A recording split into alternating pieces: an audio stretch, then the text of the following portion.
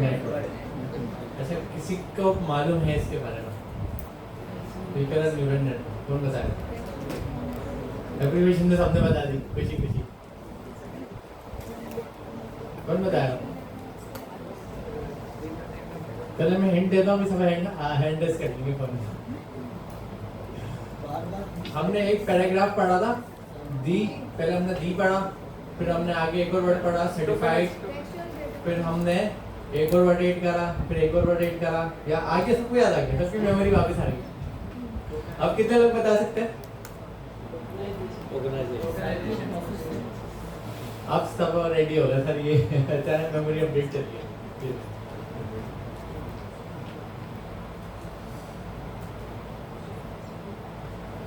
अच्छा, टॉपिक बहुत ही आसान है। सबसे पहले जनरेटिव एआई और अदर एआई मॉडल्स क्या हैं वो हम देखेंगे। ट्रेडिशनल मशीन लर्निंग, अच्छा हम जितने भी कॉन्टेक्स्ट में बात करेंगे वो आर्टिफिशियल इंटेलिजेंस के कॉन्टेक्स्ट में, इसमें प्रोग्रामिंग वाले को इसने छेड़ा नहीं। तो यहाँ पे एआई और जनरेटिव एआई, ट्रेडिशनल एआई के मॉडल और जनरेटिव एआई के मॉडल में क्या फ़र्क है। ट्रेडिशनल मशीन लर्निंग के एल्गोरिथम को ये डिस्क्रिमिनेटिव मॉडल कहते हैं, जो हम डिस्क्रिमिनेटिव कहते थे एआई या मॉडल।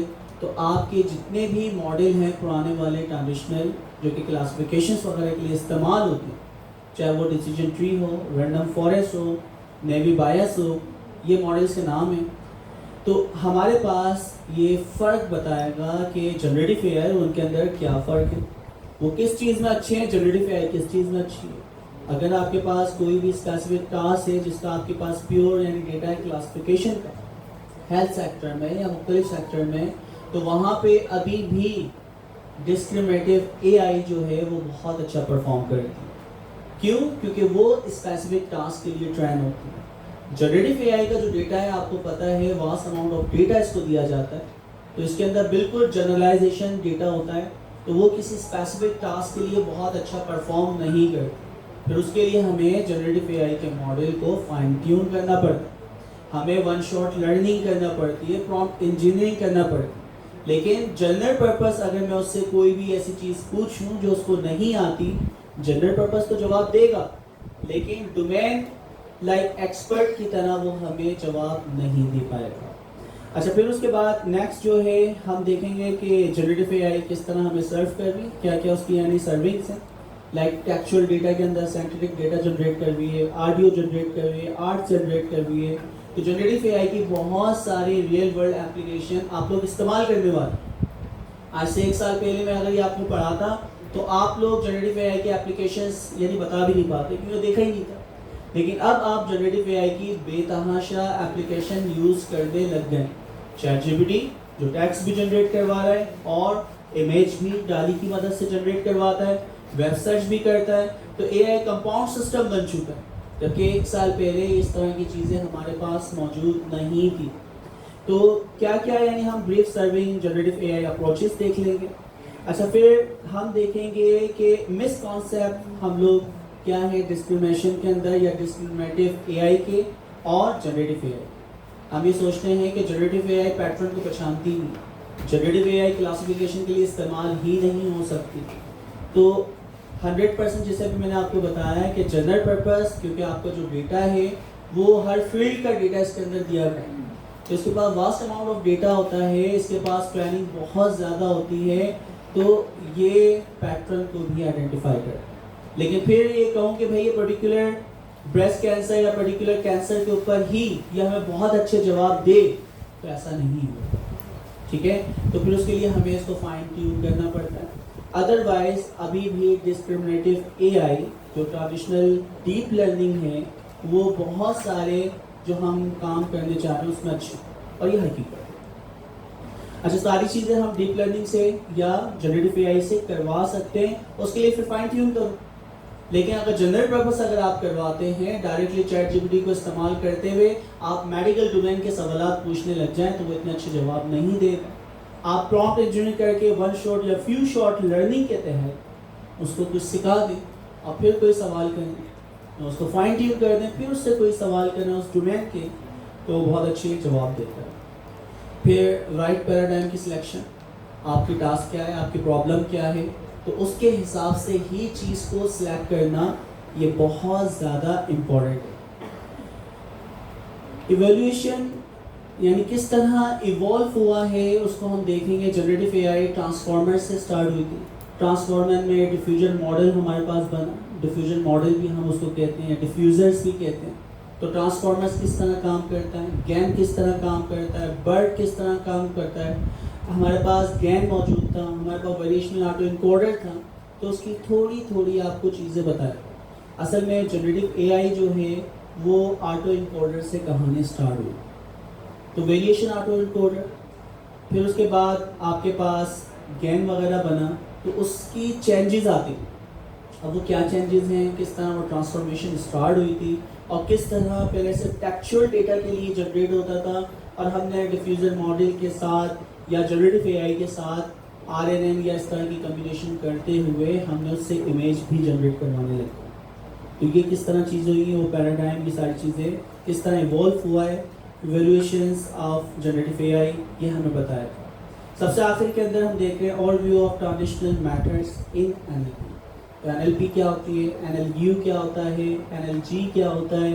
تو وہ 5 کانسیپٹ آپ نے آلریڈی دیکھ لیے تھے کہ جب ہم نے لاسٹ کلاس دیکھی تھی, تھیوری پڑھنی تھی. تو اس کے اندر 2 یا 3 کانسیپٹ ہمیں ریوائز کرنا. Transformer base model. تو ٹرانسفارمر بیس ماڈل جو ہم بات کر رہے ہیں, سیلف اٹینشن. اچھا دیکھیں دونوں میں فرق دیکھتے ہیں. سب سے پہلے آر این این آیا, ریکرنٹ نیورل نیٹورک, کیونکہ کہانی یہیں سے سٹارٹ ہوئی. ٹھیک ہے, ریکرنٹ نیورل نیٹورک میں یہ پرابلم تھی کہ پورا کا پورا کانٹیکسٹ, یعنی آپ ایک کتاب پڑھنا اسٹارٹ کریں, کتاب کا پہلا ورڈ اور کتاب کا آخری ورڈ. تو جب آپ چیزوں کو پڑھتے ہیں تو کیا شروع کے ورڈ سے اور کتاب کے آخری ورڈ کا کیا ریلیشن, آپ اس کو یاد رکھتے ہیں. آپ تو ایک پیراگراف یا ایک سینٹینس, آپ کی وہ کہانی ختم ہو گئی, اس کانٹیکسٹ کو پڑھ کے کوئی نہ کوئی بلٹس اپنے ذہن میں بنا لیتے ہیں کہ یار پرٹیکولر یہ پیراگراف میں نے پڑھا ہے, اس کی میننگ یہ. پھر دوسرا پیراگراف پڑھنا اسٹارٹ کرتے ہیں, اس کا کانٹیکسٹ چینج ہو جاتا ہے, تو دوسرا ٹاپک کیا سیکھا, اس کا بلٹس پوائنٹ یا ہیڈنگ اپنے ذہن میں آپ بنا لیتے. تو ہم پورا کا پورا کانٹیکسٹ کبھی بھی یاد نہیں رکھ سکتے. R N N recurrent neural network ساری کی ساری چیزیں یاد رکھتا.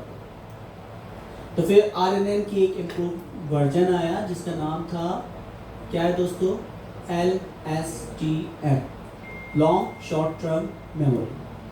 تو long short term memory L S T M جو کانسیپٹ تھا, اس کانسیپٹ کے تحت آپ ساری کی ساری چیزیں یاد نہیں رکھتے جس طرح انسان کچھ چیزیں یاد رکھتا ہے. آپ نے ابھی تک جتنی چیزیں پڑھی ہوئی, اس کے اندر 4 یا 5 گیٹس ہوتے ہیں. وہ گیٹس ہم اس میں خیر ڈیٹیل سے ڈسکس نہیں کیا, میں آپ لوگ کو صرف ایگزامپل سے بتاتا ہوں. انسان جس طرح چیزوں کو پڑھتا ہے, آپ اپنی زندگی میں لانگ شارٹ ٹرم میموری, تو آپ اپنی جو لانگ ٹرم میموری ہے اور جو شارٹ ٹرم میموری ہوتی ہے, ان کی کمبینیشن سے اپنی لانگ ٹرم میموری کو کیا کرتے ہیں, امپروو کرتے ہیں. پہلے آپ نے پڑھا کمپیوٹر, آپ کو ایک ڈیفینیشن آتی ہے, computer is an electronic machine which take input and give output.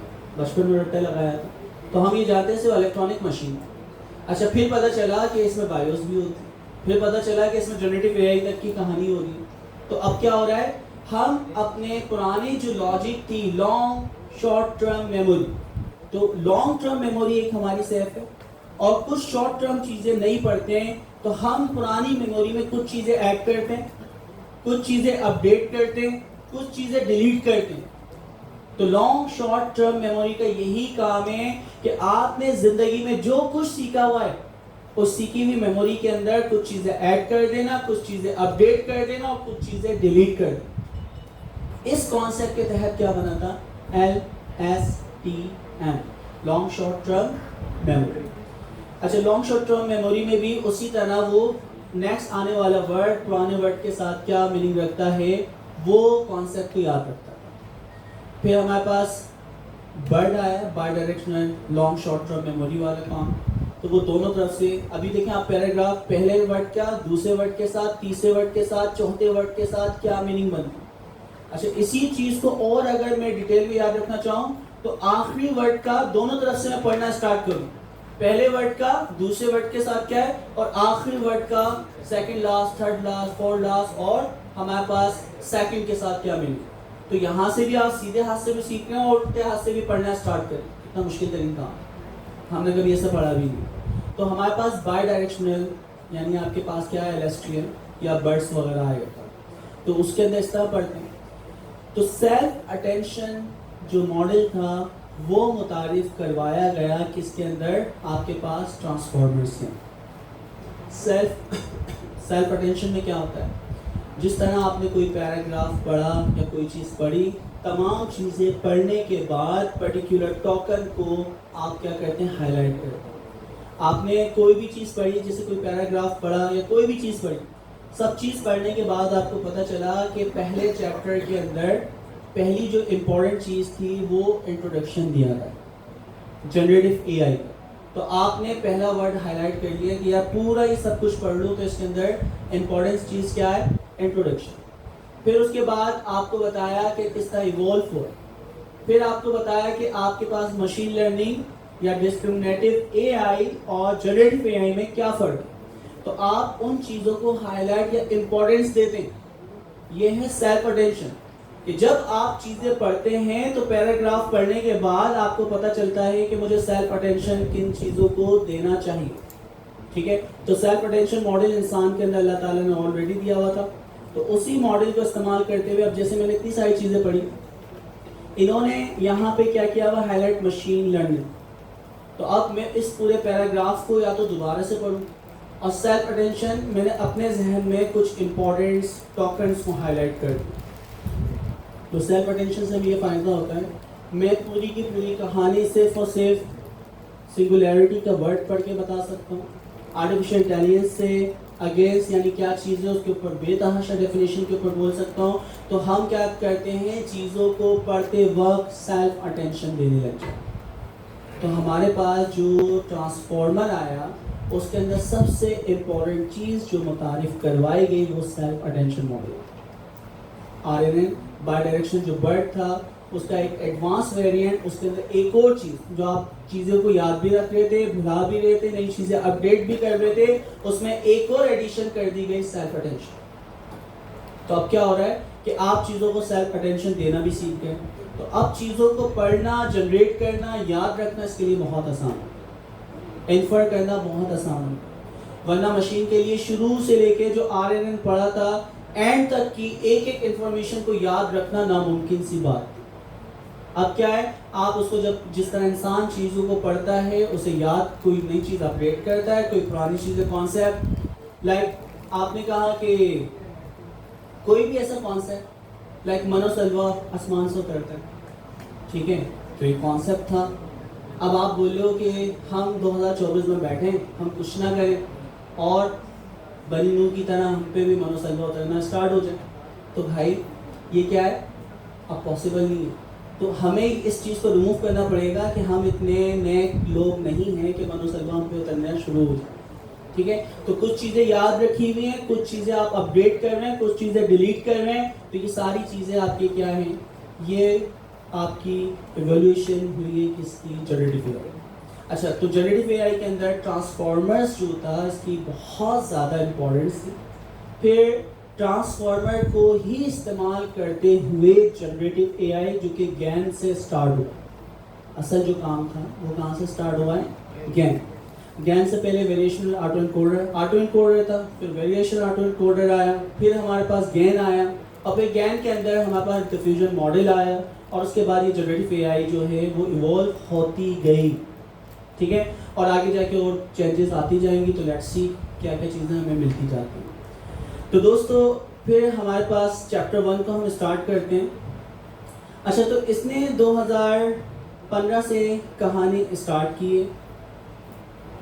Artificial intelligence کس طرح انسانوں کی دیکھیں, پہلے جو آرٹیفیشیل انٹیلیجنس تھی سمبولک پروگرامنگ سمجھی جاتی تھی. پھر اس کے بعد کیا ہوا, ہمارے پاس سب سے پہلی جو فیلڈ تھی سمبولک سے مشین لرننگ ہے. تو مشین لرننگ میں کیا ہوا, ہمارے پاس کچھ الگوریتھم تھے, ٹرانزیشنل الگوریتھم, جیسے کہ decision tree, random forest, naive Bayes, hidden Markov model, اس طرح بے تحاشا ہمارے پاس مشین لرننگ کے ماڈل ہیں. ٹھیک ہے, تو ان ماڈل کے اوپر ہمیں یہ بینیفٹس حاصل ہو رہے تھے کہ ٹیبلر ڈیٹا اور ٹیکچوئل ڈیٹا پہ بہت اچھا پرفارم کر رہا تھا. لیکن جہاں پہ انفر کرتے ہوئے جس طرح انسان کسی چیز کو ڈسکرائب کرتا ہے یا انسان کوئی چیز جنریٹ کرتا ہے وہ لیول اچیو نہیں ہوا. تو اب سب سے پہلے کیا ہوا, ہم نے دیکھا کہ آرٹیفیشل انٹیلیجنس 2015 کے بعد 2017 میں جب ڈیپ فیک وغیرہ آیا تو جنریٹو اے آئی کے ماڈل وغیرہ انٹروڈیوس ہونا اسٹارٹ ہوا. ٹرانسفارمر جو ہے 2017 کے اندر ہمارے پاس آیا تو اس کے بعد ویلیوشن آپ کی اسٹارٹ ہوئی. اچھا, تو ہم دیکھ رہے ہیں کہ اس وقت ہمارے پاس جنریٹو اے آئی کے جو ماڈل ہیں وہ سینتھیٹک ڈیٹا یا سینتھیٹک انڈرسٹینڈنگ, آپ جس طرح انسان چیزوں کو سمجھتا ہے اسی طرح مشین سینتھیٹک یعنی ریئل نہیں ہے لیکن وہ انسان کی طرح سینتھیٹک چیزوں کو انڈرسٹینڈ کر دی. اچھا, پھر کیا کر رہی ہے, جنریٹنگ اسٹوکیسٹک رسپانس. تو اسٹوکیسٹک آپ کے جو رسپانس ہوتے ہیں وہ بالکل ریئل یا جنریٹ کر رہی ہے. اینڈ کے اندر کہہ دیا کہ ڈیٹ مرر ہیومن انٹیلیجنس. تو یہ 2-3 چیزیں, انسانوں کی طرح چیزوں کو سمجھنا اور انسانوں کی طرح چیزوں کا جواب دینا. تو جو بھی چیز سینتھیٹک کا ورڈ ہم استعمال کر رہے ہیں وہ کیا ہوتا ہے, نیئر ٹو ہیومن لائف. ایسا ڈیٹا جو کہ جنریٹ ہوا ہوتا ہے, لیکن سینتھیٹک کا ورڈ جب بھی میں استعمال کروں تو وہ اے آئی کے ذریعے یا مشین کے ذریعے ہم جنریٹ کرواتے ہیں. اچھا, تو ہمارے پاس دیکھیں مشین لرننگ یا جنریٹو اے آئی جو اسٹارٹ ہو. دیکھیں, in this chapter we lay the conceptual groundwork for anyone hoping to apply generative AI to their work. ٹھیک ہے, تو ہم کس طرح دیکھیں گے, کس طرح اپلائی کریں گے. ریسرچ اور field study, broadening a fundamental understanding of what this technology does.